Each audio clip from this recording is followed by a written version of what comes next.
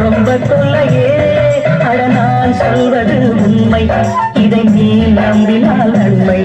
அட நான் சொல்வது உண்மை இதை நீ நம்பினால்